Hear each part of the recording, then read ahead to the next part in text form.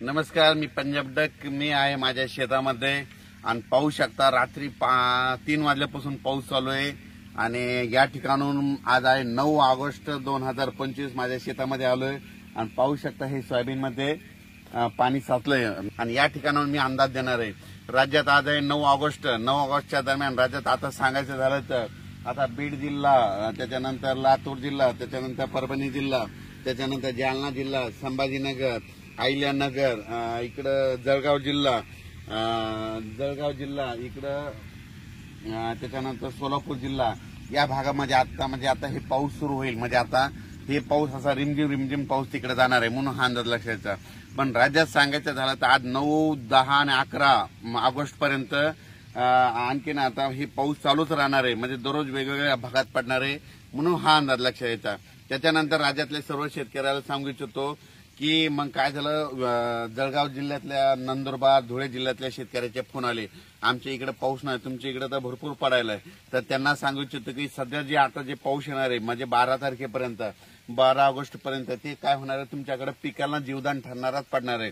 पण तुम्हाला काय होईल, जे 14 ते 18, 20च्या दरम्यान जे पाऊस येईल, 14 ते जवळपास 22 तारखेपर्यंत जे पाऊस पडेल ते मात्र तुमच्या जळगाव जिल्हा, धुळे जिल्हा, नंदुरबार जिल्हा, त्याच्यानंतर बुलढाणा जिल्हा, संभाजीनगर, इकडे कन्नड ह्या भागामध्ये खूप पडणार आहे म्हणून हे लक्षात घ्यायचं. कन्नडच्या काही शेतकऱ्याचे फोन आला, आमच्याकडे पाऊस कमी आहे, तर त्यांना सांगतो आज देखील तुमच्या इकडे पाऊस पडणार आहे म्हणून हे लक्षात घ्यायचं. त्याच्यानंतर अहिल्यानगर भागाकडे देखील आज चांगला स्वरूपाचा बऱ्याच भागामध्ये आज रात्रीपर्यंत पाऊस पडणार आहे म्हणून हे लक्षात घ्यायचं. त्याच्यानंतर सातारा, सांगली, सोलापूर, कोल्हापूर, धाराशिव, लातूर, पुणे, तिकडे तर पाऊस हे 12 तारखेपर्यंत हे दररोज वेगवेगळ्या भागात चालू असणार आहे म्हणून हा अंदाज लक्षात द्यायचा. त्याच्यानंतर पूर्व विदर्भ, वर्धा, नागपूर, भंडारा, गोंदिया, चंद्रपूर, तिकडे आज मात्र चांगलं सूर्यदर्शन होणार आहे म्हणून हे लक्षात द्यायचं. आपण पूर्व विदर्भातल्या शेतकऱ्याला सांगू इच्छितो की तुम्हाला म्हणजे आणखीन 10, 11, 12च्या दरम्यान परत एकदा पाऊस येणार आहे, वेगवेगळ्या भागात पडणार आहे. पूर्व विदर्भात आणि पश्चिम विदर्भात म्हणजे 6, 5, 11 जिल्ह्यामध्ये दररोज या 12 ऑगस्ट पर्यंत दररोज वेगवेगळ्या भागात जोराचा पाऊस पडणार आहे, मोठ्या थेंबाचा पडणार आहे म्हणून हा अंदाज लक्षात द्यायचा.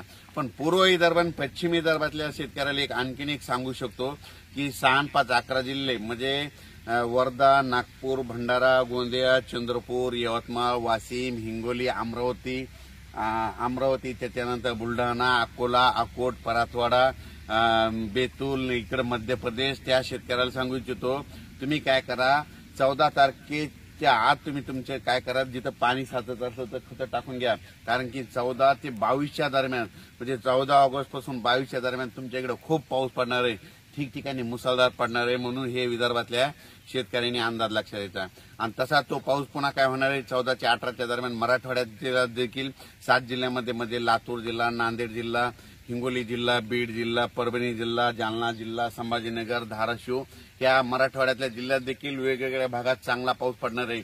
जे तळे भरायचे राहिले असतील बीड जिल्ह्यातले, कडाष्टीतले, ते देखील ते छोटे तलाव या 14 ते 22च्या दरम्यान भरून जातील म्हणून हे अंदाज लक्षात द्यायचा.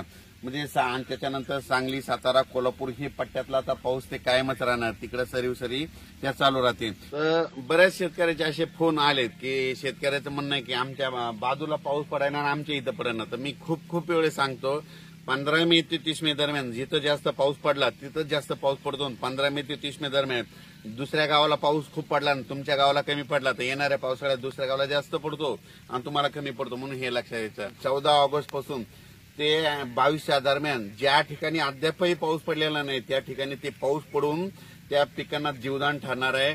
काही ठिकाणी तर तुम्हाला सांगतो मुसळधार देखील पडेल, कुठं अतिमुसळधार देखील राहणार, सगळीकडे असा मुसळधार होणार नाही पण काही भागामध्ये होणार आहे म्हणून हे लक्षात घ्यायचं. आणि परत एकदा 14 ते 22च्या दरम्यान उत्तर महाराष्ट्राकडे पाऊस पडल्यामुळे काय होणार आहे, परत त्या गोदावरी नदीला पूर येणार आहे, गोदावरी निळवंडे धरणातून पाणी सुटणार आहे. मग त्याच्यामुळे काय होणार आहे, परत जायकवाडी धरणाचं पाणी सोडावं लागणार आहे म्हणून हे आत्ताच एक माहीत असं म्हणून सांगत आहे. अचानक वातावरणात बदल झाला तर उद्या लगेच एक मेसेज दिला जाईल.